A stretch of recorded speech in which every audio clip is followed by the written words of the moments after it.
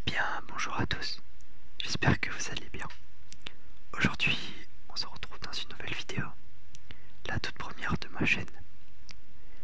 Avant de commencer cette vidéo, je voulais remercier Aldeana ASMR qui m'a donné envie de me lancer. Ça fait maintenant à peu près 2-3 ans que j'écoute de l'ASMR quotidiennement et que cela m'endort.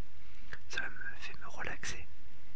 Donc aujourd'hui, j'ai décidé de commencer cette passion sous un autre format, c'est-à-dire que c'est moi qui vais essayer d'étendre d'autres personnes. Et si tu es tombé sur cette vidéo, j'espère que celle-ci te plaira et que peut-être tu t'abonneras pour me donner de la force. Honnêtement, pour première vidéo, je n'ai pas vraiment un sujet très travaillé. Je vais me baser sur des choses que j'ai déjà acquises, c'est-à-dire le football. On va un petit peu discuter de ce qui se passe en ce moment et ce qui va venir dans le futur. Donc pour commencer, on va parler de la Champions League qui s'est déroulée il y a 2 jours je crois, ou un jour. Oui, bref, la finale qui opposait Manchester City à Chelsea, deux clubs de première ligue. Bon, je vous avoue que ce match on le voit assez souvent, donc ce n'est pas un match très surprenant au final, mais qui projetait quand même un match de gros niveau. Donc comme vous le savez sûrement, pour ceux qui suivent l'actualité football, c'est Chelsea qui a gagné 1-0, qui remporte donc la Champions League. Par rapport au match, je vais un petit peu donner mon avis. N'hésitez pas à donner le vôtre aussi en commentaire, hein, car ça m'intéresse honnêtement. C'est quelque chose que j'apprécierais beaucoup que vous mettiez votre avis, que n'hésitez pas à débattre avec moi, quoi. C'est un petit peu un débat, quoi. Donc pour moi le match était un petit peu monotone, on va dire, même si c'est normal que ça ne soit pas un match où le score soit de 5-4 ou 4-0 ou des choses comme ça. C'est totalement normal. Après bien sûr, le football c'est un sport un petit peu spectaculaire dans certaines situations, du style voilà, on attend toujours qu'il y ait des gros matchs dans les grands moments, mais bon, je dirais on n'a pas tout le temps un France-Argentine en finale, quoi. Même si c'était pas une finale, mais vous avez compris ce que je veux dire, quoi. On n'a pas tout le temps des matchs très intensifs, même s'il était très intense le match, hein, ce n'est pas la question. Enfin je veux dire, il n'y avait pas beaucoup de rebondissements, quoi. Donc pour le but, l'unique but de la rencontre, c'est Havertz qui l'a marqué sur une très belle passe très longue d'ailleurs, qui l'a mis dans des conditions très bien. Il arrive à dribbler le gardien, il marque. Écoutez, il n'y a pas grand chose à dire sur le but. Par contre moi j'aimerais revenir sur quelque chose qui fera suite aussi au deuxième point de passage de cette vidéo. C'est N'Golo Kanté qui a été élu homme du match de la finale. Donc on va un petit peu parler de lui. Donc moi j'ai pas regardé entièrement le match, je vous avoue que en fait au début je regardais autre chose, mais du coup après j'avais complètement oublié que ça commençait. Du coup j'ai commencé vers la 20e minute, donc j'avais loupé 2-3 petites actions mais rien de spécial, donc ça allait. Mais après de ce que j'ai vraiment pas un N'Golo Kanté, il est en forme, hein, comme d'habitude. Je l'ai rarement vu pas dans une forme olympique, quoi, mais enfin, je veux dire là il était bien, quoi. Il faisait ses courses, il s'arrêtait pas. Et puis bon, en défense, hein, un monstre, quoi. Dire personne passé. Il fait de très bons retours sur 2 fois je crois sur Foden. Il l'empêche d'aller au but. Enfin vraiment, c'était vraiment très bien. Donc après, il est homme du match, et puis plusieurs fois, on l'a entendu plusieurs fois qu'il était homme du match dans différentes rencontres, hein, dans les quarts, dans les demi-finales et tout ça. Mais après je trouve que maintenant qu'il ait fait ça, on le met beaucoup dans la lumière du jour, alors qu'avant c'était quand même déjà un très bon milieu défensif. Je veux dire, il y a plusieurs personnes qui parlent de lui comme un futur ballon d'or. Alors honnêtement, j'irais peut-être pas jusque là, parce que bon, il a 30 ans, N'Golo Kanté, c'est maintenant le milieu défensif le plus cher, avec une valeur à 55 millions je crois. Enfin, en tout cas il a dépassé je sais plus qui, enfin bref. Si maintenant il devrait y avoir un transfert, ça serait lui le milieu défensif le plus cher. Mais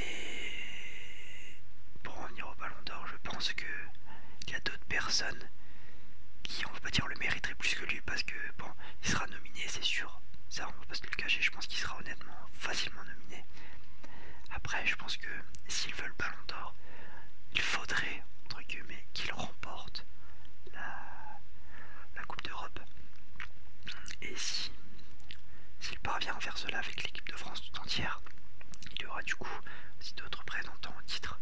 C'est-à-dire, bon, Benzema n'a pas fait une grosse saison avec le Real de Madrid, mais Mbappé peut toujours prétendre à ça. Antoine Griezmann qui va au Barça, même s'il fait pas une grosse saison, on peut y prétendre. Enfin, je veux dire, bon, il a une Ligue des Champions en plus, mais il y a d'autres personnes qui le méritaient aussi peut-être avant, qui ne l'ont pas eu.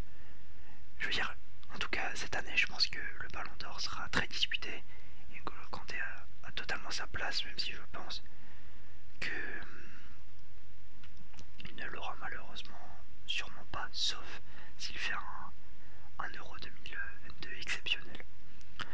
Donc maintenant on va enchaîner avec pas avec l'Euro justement. Donc il y aura des matchs, il y aura un match là le 3 juin. Le premier match de la France qui s'opposeront au Pays de Galles. Alors je pense que ça sera un match fermé honnêtement.